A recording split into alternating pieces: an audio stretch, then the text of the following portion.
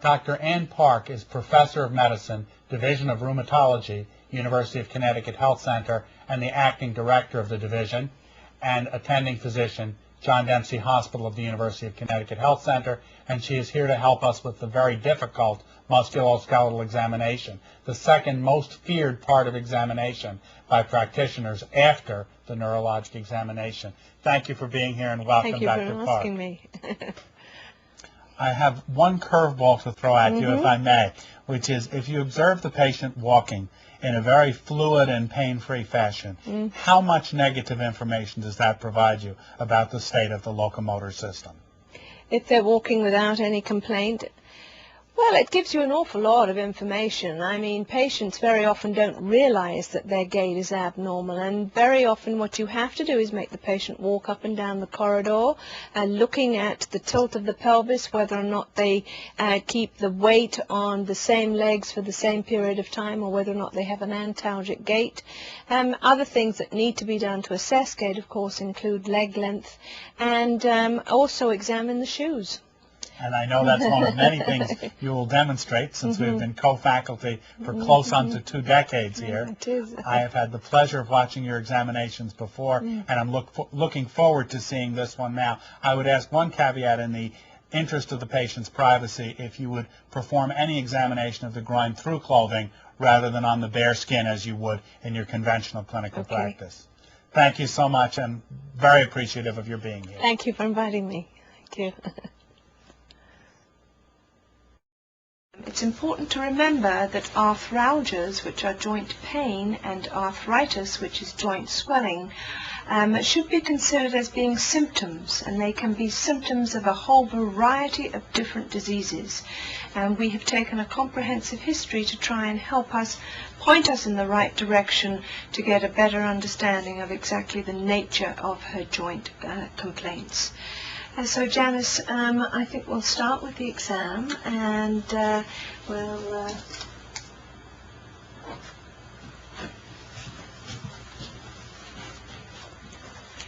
going to be examining her mouth, looking for any evidence of ulcers in the mouth or sores. I'm also examining to look at the amount of saliva that she produces, because those complaints can all be relative to patients who have joint complaints.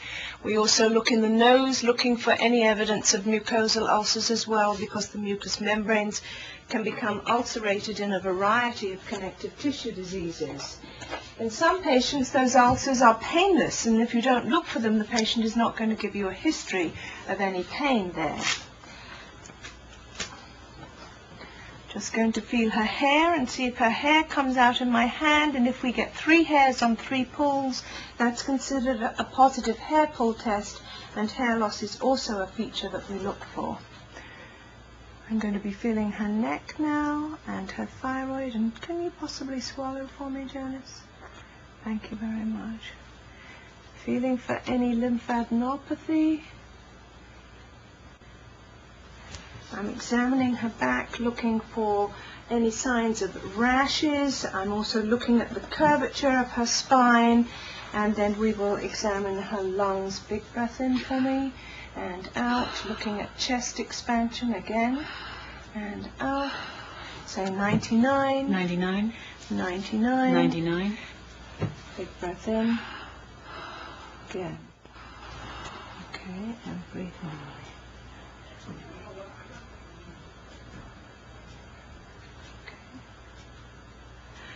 Janice, could you lie down for me now, please?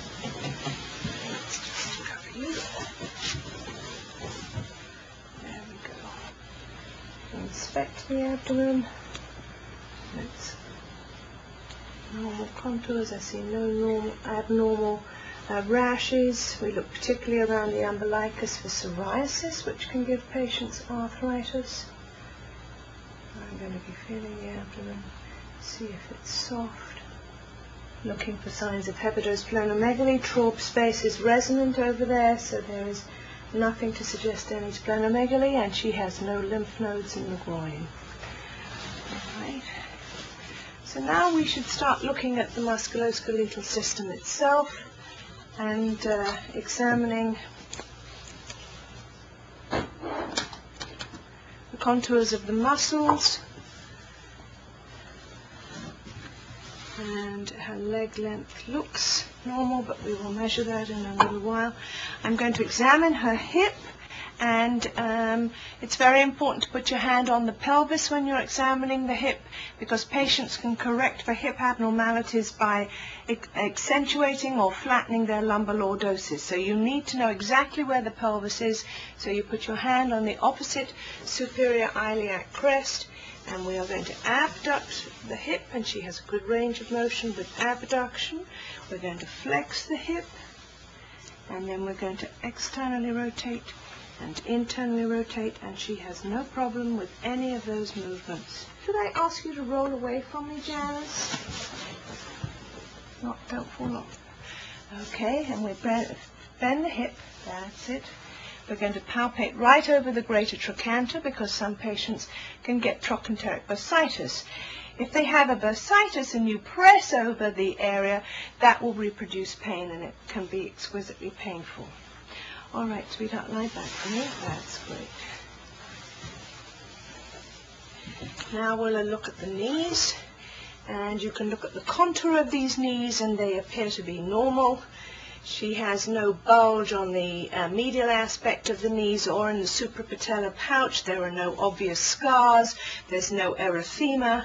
And so we milk the fluid out of the knee up into the suprapatellar pouch to see whether or not she has excess fluid. And then we pull the fluid back down into the knee. And in a patient who has an effusion, you will expect to see a little flicker as the fluid comes back down into the medial compartment of the knee. And this patient does not have any evidence of an effusion in that knee. We will test this knee. And similarly, I do not see an effusion in that knee. Now, we have 3 compartments in the knee. We have the 2 femoral tibial compartments, but we also have the patellofemoral compartment, and that, of course, can give pain that has a separate type of history. One of the ways to test that is to press the patella down onto the front of the femur.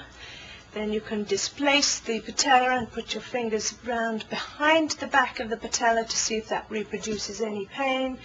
And then you can also ask the patient to tighten the quadriceps muscle. And can you do that? That's great. And if they know that's going to hurt, they will not be so keen to tighten the quadriceps muscle, and that is called the patella apprehension test or inhibition test, because they will not pull the patella as taut as they would do if the kneecap did not hurt. Then you want to look at the range of the knee, flexion and extension of the knee. You want to test stability of the knee, and you do that by displacing the tibia on the femur, by stabilizing the foot to see whether or not the tibia moves forward. That's called a draw sign, and that indicates instability in the cruciate ligaments. Then to test the strength and the stability of the medial and lateral ligaments, you take the leg, and I usually rest it under my arm, and I try and displace the tibia with the ball of my hand while I'm stabilizing the femur. And you can see that in this patient there is no movement of the tibia on the femur there, suggesting that this knee is in fact truly stable. Also feel at the back of the knee to see whether or not there is any swelling there suggestive of a Baker's cyst. If a patient has pain in the knee and you find it to be localized along the midline, you should think maybe of a minuscule tear. The other areas that can give pain around the knee are at the insertion of tendons, and you have the insertion of the patella tendon over the anterior tibial tuberosity, and you are going to think very differently about a patient who has pain at the insertion of tendons, because that's more consistent with an enthesitis, such as we see in patients who have the group of diseases that we call the spondyloarthropathies. Those patients can also have pain over the fibular head, because there's another enthesis there. So examination of one joint can actually give you a lot of information. Then we move on down to the ankle, and you remember that the ankle is flexion and extension, so if the patient has pain on that movement, that's true ankle. Inversion and eversion is a subtalar movement, and so that suggests if they have pain when you do those movements, that in fact that is not true ankle, but it's a subtalar pain. Mid-tarsal, if you twist the foot, you can see whether or not that reproduces pain. And then squeezing across the MTPs, and you should feel them each individually. Patients very often don't complain of pain in their feet, but you'll find if you do the squeezing, they will suddenly note that there is pain, and then you can localize that better by actually feeling each of the metatarsal phalangeal joints individually. You should also look at the ball of the foot to see if they have any callosities, which would suggest that they have a prolapsing of the metatarsal heads, which in patients who have diseases like rheumatoid arthritis is very important to identify. The joint capsules get stretched, the metatarsal heads go down to the ground, the toes get displaced dorsally and become what we call cocked up toes. But the problem is, if the patient has callosities here, they can actually get ulcers that will develop, and that is a potential source of infection, and infection is a very important complication of rheumatoid arthritis, and in fact one of the factors that shortens lifespan. Never ever forget to examine the toes and the fingers. They give you an awful lot of information. You want to look at the shape of the toes. We sometimes have things that we call sausage digits, which means that the digit has no contours. It's just like a fat sausage. And that again is another sign of what we call an enthesopathy. Janislav, I need you to sit up now. Can you do that for me? And what I'd like to do is to start by asking you to put your chin on your chest and then lift your head up. And we are now assessing the range of motion of her cervical spine. I'd like you to drop one ear down to your shoulder and the other side. And then keeping your shoulders where they normally live, try and look at the wall behind you. And we have assessed flexion and extension, lateral flexion and lateral rotation. In this particular patient, they all seem to be very appropriate. Then we need to inspect, and we need to look at the costochondral joints and also the sternoclavicular joints, because those can be involved in some diseases that we deal with.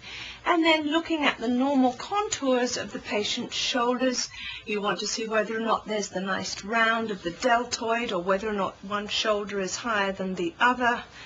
And then we need to assess the range of motion of the shoulders themselves. And what I'd like to ask you to do is to lift your arms all the way up over your head and all the way down. Now I want you to touch your shoulder blades at the back. That's fine. And then to come down. And so we have now assessed abduction, and it's important to remember that when a patient abducts their shoulder, the first 90 degrees or so are true glenohumeral movement. It's like a bird flapping its wings. That is true glenohumeral movement. Some patients will come in with pain in the shoulder, and it's sometimes difficult to know whether or not it's true shoulder pain or whether or not it's pain referred from elsewhere.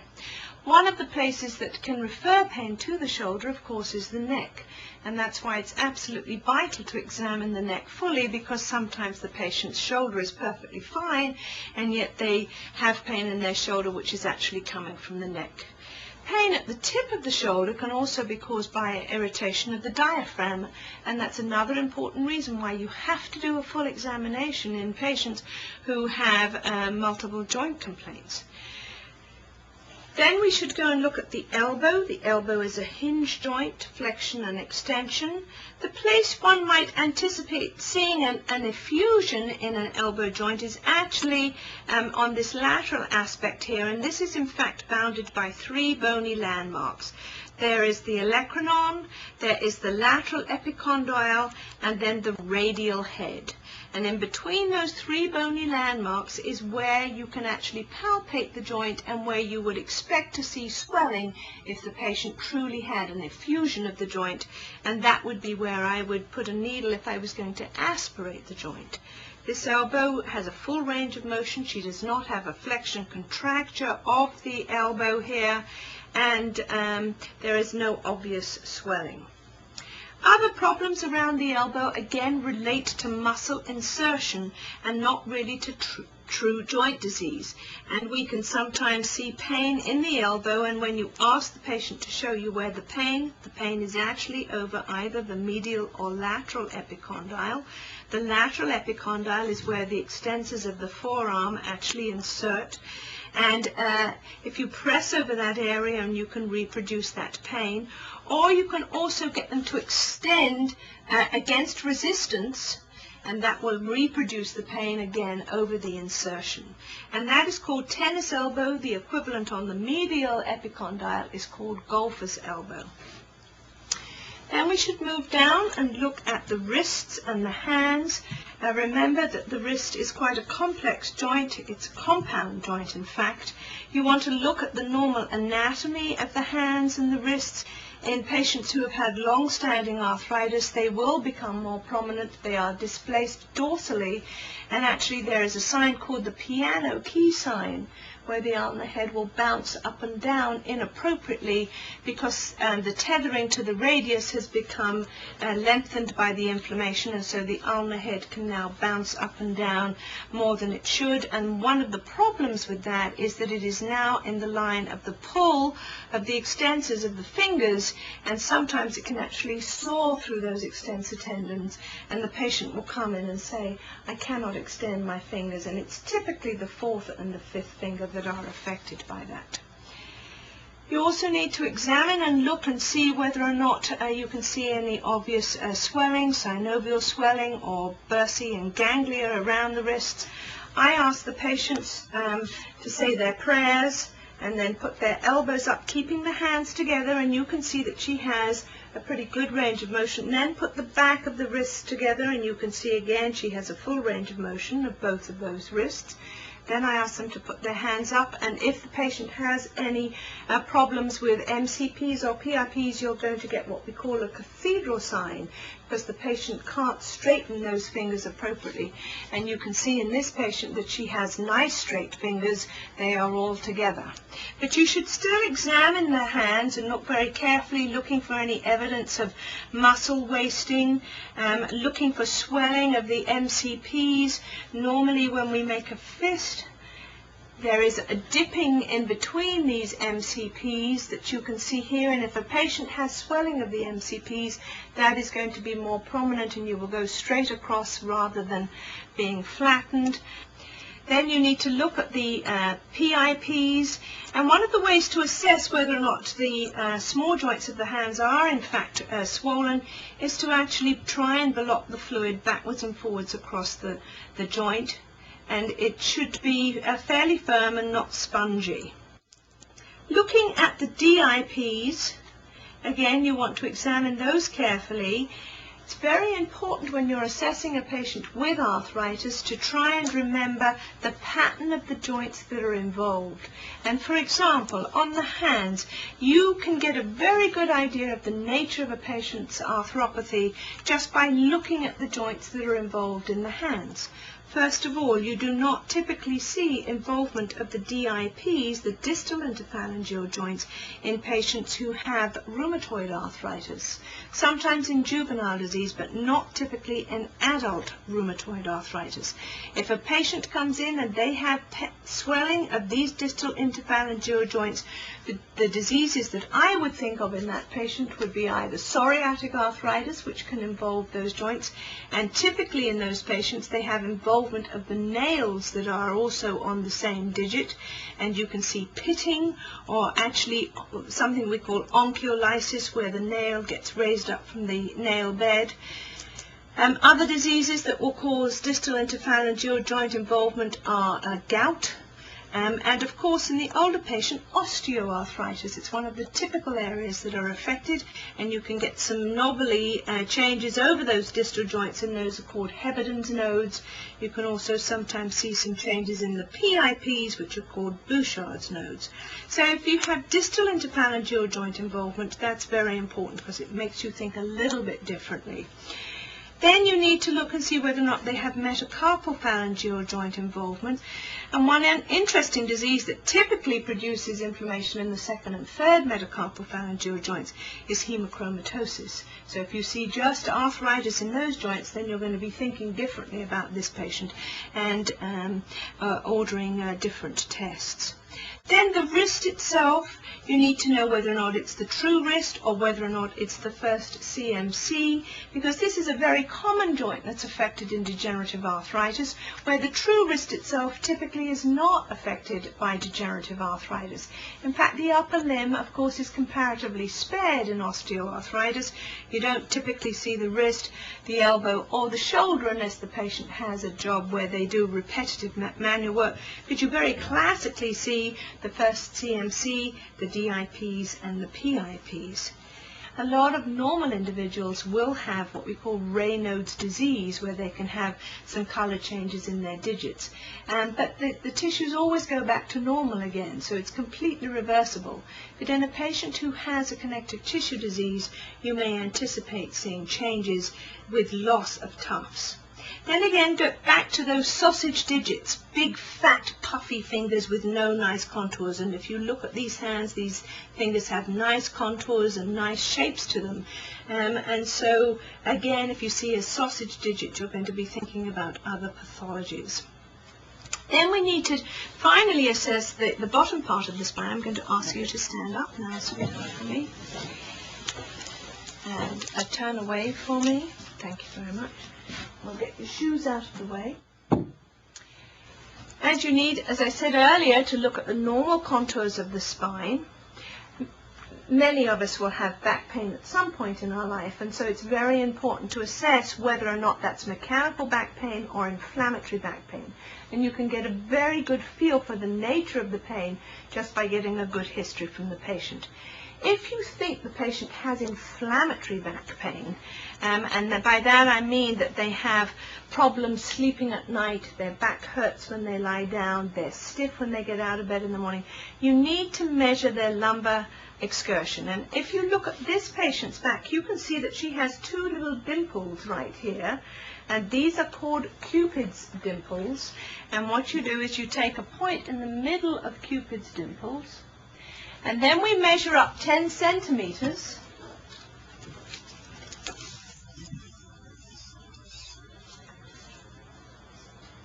And make another mark with the patient extended. The 10 centimeters in a normal back should have grown to at least 15, suggesting that she does not have significant pathology there. If you could sit down again for me. Then we need to assess a variety of aspects of her muscular strength, and so in busy clinics we have fairly quick and easy ways to do these. So I'm going to ask you to keep your muscles up and don't let me push them down, and put your arms up like this and don't let me pull them down. Push me away, push me away. Spread the fingers wide apart, and we ask her to keep them apart, and I'm testing to see how strong she is. Then I want you to lift this leg up off the bed for me. Come on, fight me, fight me. That's a go. And this one. Okay. And then pull your heels in towards your bottom. And now push the leg out straight. And this one. And then I'd like you to bring your toes up to your chin. And this one. And this is a quick, easy way of assessing motor power. The other aspects that we need to do is to also look at the way the patient walks. And one of the easiest ways to do this is to look and inspect their shoes and see if there's uneven wear on the shoes, because that will give you a lot of information about the patient's gait and hence about their lower limbs and the way they walk. And that is very important when you're assessing patients with arthritis. And I think we're done. Thank you very much. Okay.